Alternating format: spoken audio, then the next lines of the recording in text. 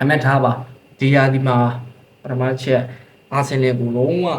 ဒီရာဒီတပွဲမှမနိုင်တဲ့စံချိန်စုတစ်ခုကိုချက်စီကဒီပွဲစဉ်အပြီးမှာပိုင်ဆိုင်သွားပြီနောက်တစ်ချက်က discipline အားနည်းမှုဒီ record 6 ကလောက်ထိဖြစ်သွားပြီနောက်တစ်ချက်ကဒီ individual mistake ဒီနေ့ပွဲမှာဆန်းချက်ရဲ့ mistake ကိုကျွန်တော်တို့မြင်ခဲ့ရတယ်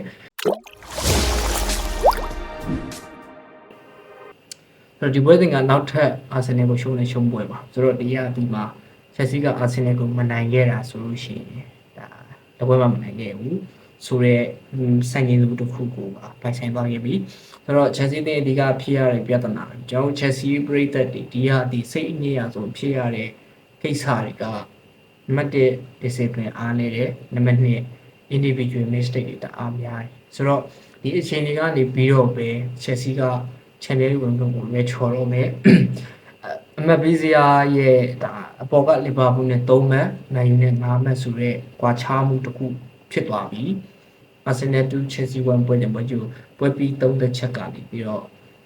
အလုံးကိုကျွန်တော်ရဲ့ Chelsea ဖန်ညီကိုတွေကိုချိုးသွင်းလိုက်ပါတယ်ဆိုတော့ဒီပွဲစဉ်ကတော်တော်လေးတော့စိတ်ပြတ်ဖို့ကောင်းပါတယ်ဒုတိယဘာကစိတ်ပြတ်ဖို့ကောင်းတာလဲဆိုလို့ရှိရင် Neto ရဲ့အနီးကပ်ဒီစိတ်ပြတ်ဖို့ကောင်းပါတယ်နောက်တစ်ချက်က Robert Sanchez ရဲ့ဒီရိုစညာရဲ့ကစားကွက်ထဲမှာလိုက်ပါမကစားနိုင်တဲ့အခြေအနေကိုမြင်ရတာစိတ်ပြတ်ဖို့ကောင်းပါတယ်အထူးသဖြင့်Robert Sanchez အနေနဲ့ဒီပွဲတွေမှာဆိုလို့ရှိရင်ဗီဒီယိုဒီမှာသူ့ကိုနီးပြကပါဝင်မှုခိုင်းထားတယ်ဒါပေမဲ့ Robert Sanchez ကဘယ်ပြောမလဲပြတိပြဖြစ်နေတယ် pressure ပြနေတဲ့ပုံစံမျိုးတွေနောက်ဆုံးဒီ goal ပေးရနိုင်တော့တဲ့အခွင့်အရေးမျိုးတွေအထိဒါဖြစ်သွားတာမျိုးတွေဆိုတော့ဒီ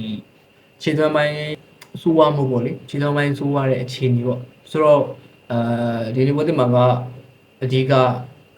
ဒီ Robert Sanchez ရဲ့အခန်းကဏ္ဍတကယ်တော့ဒီဘေးတဲ့ဇုံထဲမှာသူအနေနဲ့ဘောလုံးကင်ပြီးတော့ဒါ team play မှာဝင်ပတ်သက်ရတယ်ဆိုပေမဲ့သူနီးပြခိုင်းတဲ့အတိုင်းကောင်းကောင်းမကစားနိုင်တာကအာဆင်နယ်ကိုအများကြီးအခွင့်အရေးပေးရသေးတယ်ခွင့်ပြုရသေးတယ်ပရမတ်ချက်မို့ဒီမှာဒီဘေးတဲ့လီကနေပြီးတော့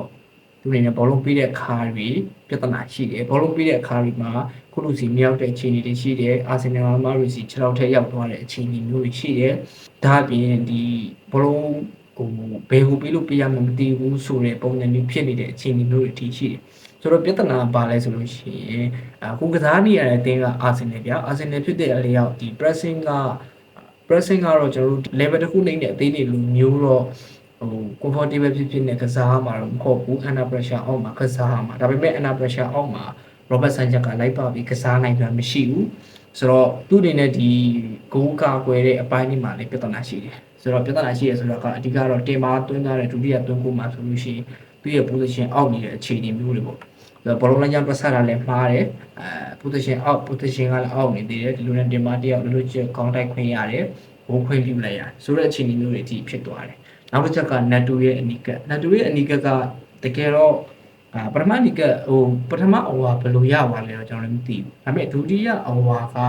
ဒီ counter attacking ဖြစ်နေတယ်သူ့အနေနဲ့ဒါ Martinelli ရဲ့ speed ရှိရဲ့ pace ရှိရဲ့အတွက်သူ့အနေနဲ့တခြားလေးချိန်ဆတင်တယ်ဒါပေမဲ့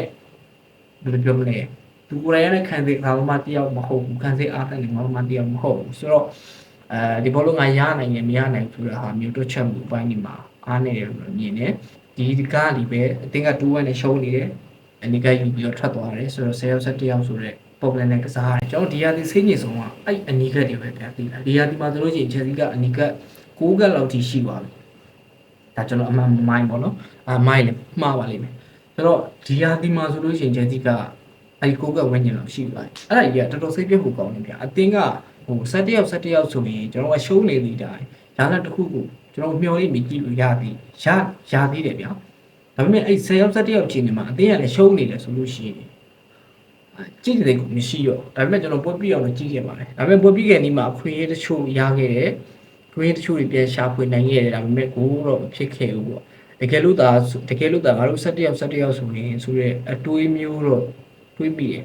အနည်းဆုံးတော့တေးရလက်တစ်ခုကိုကျွန်တော်တို့ယူသွားနိုင်တယ်ဒါပေမဲ့အခုကတော့ရှုံးသွားပြီပေါ့လေဘာပဲပြောဒါဒီနေ့ပွဲဒီမှာဒိုင်ယူကြီးရဲ့ဒီဆုံးဖြတ်ချက်တချို့လည်းနည်းနည်းတော့သဘောမကျဘူးဗျာတချို့ Declan Rice ဒီလက်ထိတဲ့အလိုမျိုးဆိုလို့ရှိရင်ဒါ လည်းတော့ဘာပြန်ကြည့်တင်တယ်လို့ထင်တယ်ဘာလို့ဘာမကြည့်လဲတော့မသိဆိုတော့အဲ့ဖြစ်ပြမှာကဗျာဖတ်တူကိုအနောက်ကနေလည်းတိုင်းဖတ်ထားတယ်တိုင်းဖတ်ထားပြီးတော့ဖတ်တူခုံတဲ့ချိန်မှာလည်းဆွဲဖိထားသေးတယ်ပြီးတော့ဘောလုံးကလက်ကိုလာနေတဲ့အချိန်မှာလက်စီလိုင်းတဲ့အချိန်မှာရွေချက်ပပနဲ့ဒီလက်ကိုဆွဲမလိုက်တယ်ပေါ့နော်ဒီလိုလေးဆွဲမလိုက်ဆိုတော့ဒါမျိုးတွေကပနက်တီမဟုတ်ဘူးဆိုရင်ဘယ်လိုဟာမျိုးတွေကပနက်တီလဲဆိုတာမျိုးမေးကြည့်ရမယ်တူတယ်အမှတ်ထားပါဒီရာဒီမှာပထမချက်အာဆင်နယ်ကိုလုံးဝဒီရာဒီတပွဲမှမနိုင်တဲ့စံချိန်လို့တခုကိုချက်စီကဒီပွဲစဉ်အပြီးမှာပိုင်ဆိုင်သွားပြီနောက်တစ်ချက်က discipline အားနည်းမှုဒီ record 6ကလောက်ထိဖြစ်သွားပြီနောက်တစ်ချက်ကဒီ individual mistake ဒီနေ့ပွဲမှာဆန်းချက်ရဲ့ mistake ကိုကျွန်တော်တို့မြင်ခဲ့ရတယ်ဆိုတော့ဒီအတွက်ကြောင့်လည်းပဲဒါချက်စီကနောက်ထပ်ရှုံးပွဲတစ်ခုကိုထပ်တွေ့ရတယ်ချန်ပီယံလိဝင်ခွင့်အတွက်တိုင်မန်ဝင်နေတဲ့လီဗာပူးအသင်းမန်ချက်စတာယူနိုက်တက်အသင်းတို့နဲ့အမတ်ကွာဟာချက်ကတဖြည်းဖြည်းများလာတဲ့အခြေအနေမျိုးဖြစ်သွားပြီးနောက်တစ်ချက်ကဒီဂျားရဲ့ထဲမှာနောက်ထပ် Aston Villa နဲ့Aston Villa တဲ့အိမ်ပွဲမှာသွားပြီးတော့ကစားရအောင်ပါဆိုတော့ဒါအာဆင်နယ်နဲ့ဒါ Chelsea အသင်း2-1ပွဲစဉ်ကဒါပွဲပြီး3ချက်ဆိုတော့တဲ့ပွဲပြီးကျွန်တော်ရဲ့အမြင်ပေါ့နော်ဆိုတော့ဒီဟာဒီ record တွေပေါ်ဒါကျွန်တော် Chelsea ပဲညီကိုရီဘယ်လိုမြင်လဲနောက်တစ်ချက်ကဒီဂရာသမားတွေရဲ့ individual mistake တွေပေါ့ဘယ်လိုမြင်လဲဆိုတော့ Chelsea ကတော်တော်လေးဆိုးရင်ရတဲ့အခြေအနေမျိုးမှာကျွန်တော်ရှိတယ်လို့ကျွန်တော်တို့ခံစားရတယ်ဆိုတော့တချို့ဂရာသမားတွေကဒီရတီကိုလို့ရှိရင်အသင်းကနေထွက်သွားကောင်းထွက်သွားနိုင်တယ်ဆောက်ရဲစိတ်ဖြတ်ဖို့ကောင်းတဲ့အခြေအနေမျိုးပြဒီလားကျွန်တော်ပိတ်သက်တွေအနေနဲ့ဒီရလတစ်ခုကြည့်ပြီးအားပေးနေတဲ့သူတော်မှစိတ်ညစ်ရတယ်ဗျအဲ့ player တွေရဲ့ဒီ record တွေဒီ individual mistake တွေဆိုတော့သူတို့ဝေလဲခဲမှာဆိုလို့ရှိရင်ကတယောက်နဲ့တယောက်ထုတ်မပြောဘူးဆိုရင်တော့မှတော်တော်လေးတော့စိတ်ပြတ်နေတော့လေတချို့ကားသမားတွေဆိုရင်အသေးပြောင်းဖို့ဒီစဉ်းစားကောင်းစဉ်းစားနေလောက်တယ်ဘာလို့လဲဆိုတော့ချန်ပီယံလိဝင်ဝင်ကလည်းတဖြည်းဖြည်းနဲ့မေးမိလာပြီဆိုတော့အာဆင်နယ်နဲ့ချက်စီနဲ့အာဆင်နယ်ပွဲစဉ်ပွဲပြီး3ချက်ကလည်းလောက်ပါပဲဆုံးဖြတ်ကြည့်ပြီးတော့အားလုံးကျေးဇူးတင်ပါတယ်ဆိုတော့ record တွေနောက်ဒီ individual mistake နဲ့ပတ်သက်ပြီးတော့ forum ရဲ့အမြင်ကိုလည်းကိုယ့်မှာချရေးပေးခဲ့လို့ရပါတယ်ဆိုတော့ဆုံးဖြတ်ကြည့်ပြီးအတွက်အားလုံးကျေးဇူးတင်ပါတယ်